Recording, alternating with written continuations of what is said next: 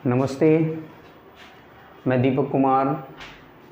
आज फिजिक्स का जो गोली दर्पण की वक्रता त्रिज्या कैपिटल आर व फोकस दूरी एफ में संबंध, वो भी अवतल दर्पण के लिए आर बराबर 2f, इनमें संबंध ज्ञात करना है। गोली दर्पण की वक्रता त्रिज्या कैपिटल आर व फोकस दूरी एफ में संबंध अवतल दर्पण के लिए।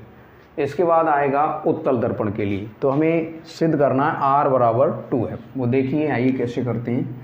सबसे पहले अवतल दर्पण का निर्माण करेंगे। यहाँ m1 होगा, यहाँ m2 होगा,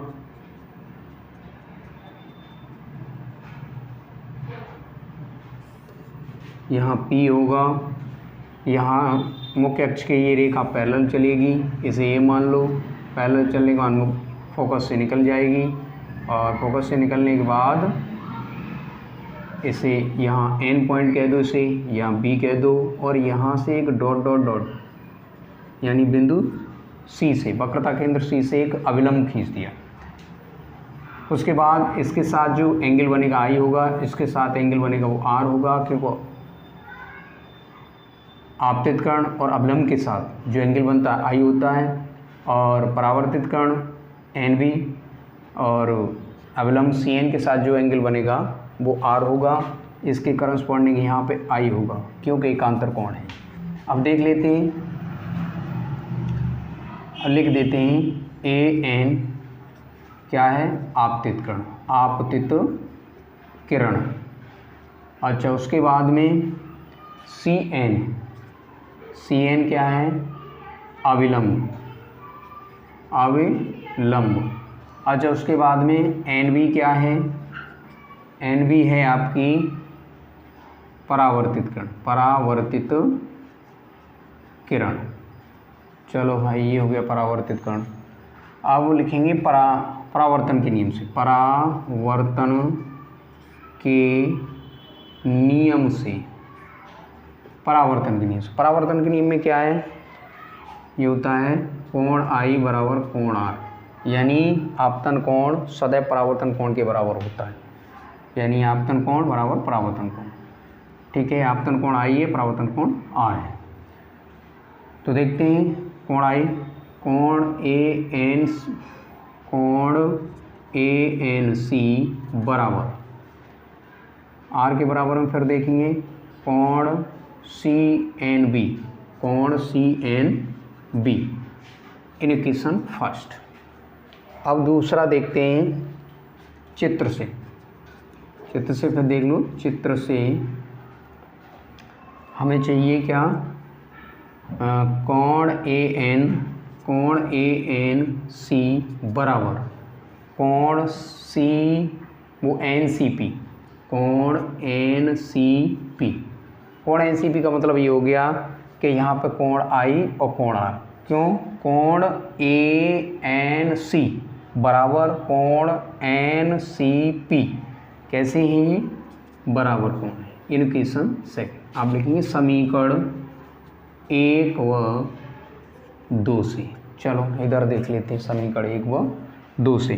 तो समीकरण 1 में देखो, कोण ANC दोनों बराबर, ANC यानी LHS कैसे इक्वल है, यानी छोड़ देंगे बच्चा कितना? कोण CNB बराबर कोण NCP, कोण NCP। तो यहाँ लिखेंगे कोण NCP। अब देखते हैं त्रिभुज CFN कैसा है? समद्विबाहु, समद्विबाहु त्रिभुज है। जब समद्विबाहु त्रिभुज है तो इसमें दो भुजाएं बराबर होंगी और दो कोण बराबर होंगे। तो लिखेंगे FC बराबर है, FC बराबर किसके बराबर है भाई? दो कोण बराबर होंगे, दो भुजाएं बराबर होंगी। FC बराबर है FN के, इक्वेशन 3। भाई दो हो गए थे, तीसरा ये हो गया, FC बराबर FN। फिर देखते हैं और कुछ बराबर होगा इसमें। FP बराबर होगा FN के, FP बराबर होगा FN के, इक्वेशन 4।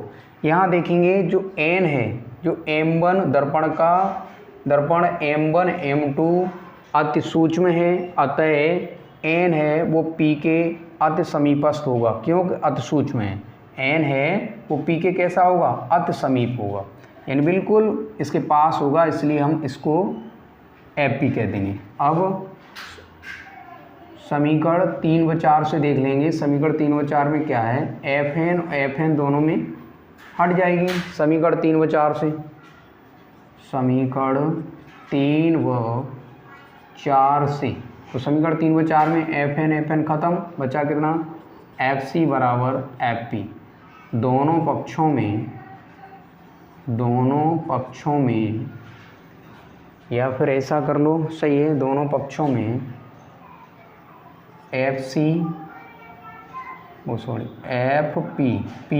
PF जोड़ने पर, तो जोड़ दो इसमें, तो ये हो जाएगा FC प्लस का PF और बराबर में PF प्लस का PF।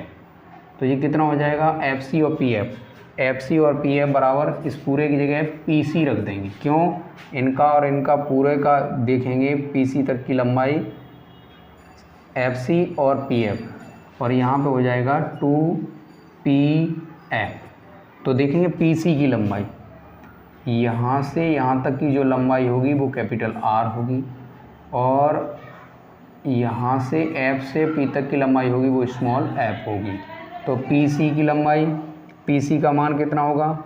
और माइनस का R, क्योंकि किरण के चलने के विपरीत दिशा में दूरी ले रहे हैं, तो माइनस का R बराबर में ये हो जाएगा 2 माइनस का f, माइनस से माइनस कैंसिल करो तो R बराबर 2f।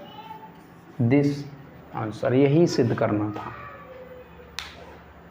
इसके बाद हम गोली दर्पण की वक्रता त्रिज्या कैपिटल R व फोकस दूरी f में संबंध बताया था। अब एक बार फिर पुनः समझाई देते हैं। R बराबर 2f सिद्ध करना, वो भी अवतल दर्पण के लिए। सबसे पहले एक अवतल दर्पण का निर्माण किया, M1 M2, यानी ये दर्पण है M1 M2, और यहाँ से किसी आपतित प्रकाश की किरण यहाँ से आपतित होती है, आपतित होने के बाद दर्पण से टकराती है, टकराने के बाद फोकस से निकल जाती है। इन्हें A एंड B बिंदु दे दिया, और यहाँ C से एक वक्रता केंद्र C से हमने एक अवलंब डाला। अवलंब डालने के बाद देखते हैं, लिख दिया जहाँ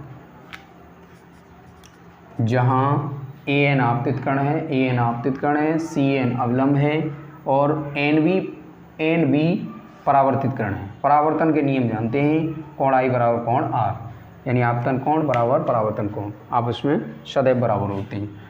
अब लेते हैं परावर्तन का नियम। कोण I कहाँ से मिलेगा? अब हम कोण ANC बराबर कोण CNB। अब देखेंगे चित्र से देखते हैं, इसे समीकरण 1 डाल देंगे, चित्र से देखते हैं। कोण ANC और ये हो जाएगा कोण NCP बराबर कोण I। ये एकांतर कोण है। एकांतर कोण क्या होता है? सदैव एकांतर कोण होता है जो दो समांतर रेखाओं को एक तिरछी रेखा काटती है, वहाँ हमें एकांतर कोण प्राप्त होते हैं। यहाँ लिख भी देते हैं, ये क्या है? एकांतर कोण। चलो, एकांतर कोण से तो समीकरण 1 व 2 से, समीकरण 1 इक्वल है, LHS दोनों की इक्वल है, बचाइए इधर लिख देंगे। कोण CNB बराबर कोण NCP। CNF या CFN कैसा है? समद्विबाहु त्रिभुज। समद्विबाहु त्रिभुज की दो भुजाएं बराबर होती हैं, तो दो एंगल भी बराबर होते हैं, I और ये R बराबर है। तो कौन सी भुजा बराबर हैं? तो FC बराबर FN, समीकरण 3। फिर इसमें देख लेंगे, ये तो भुजा भाई ये बराबर है, तो ये हो जाएगी FP बराबर FN समीकरण 1 व 2 से देख लेंगे, स्पष्ट होता है। FN खत्म हो जाएगा, FC बराबर PF या FP, दोनों पक्षों में PF जोड़ने पर PC प्लस का PF बराबर PF प्लस का PF, PC वो FC प्लस PF कितना हो जाएगा? पूरा PC, तो PC लगा दिया इसकी जगह, और PF 2PF। PC का जो मान है वक्रता के ध्रुव से और C तक, वक्रता केंद्र तक की दूरी क्या है? कैपिटल R, तो यहाँ लेकिन कैपिटल आर ध्रुव से बाईं तरफ नाप रहे हैं या कण के चलने की विपरीत दिशा में नाप रहे हैं तो माइनस की आर, और 2 पी है माइनस का आर, माइनस माइनस खत्म, आर बराबर 2 है। सिद्ध।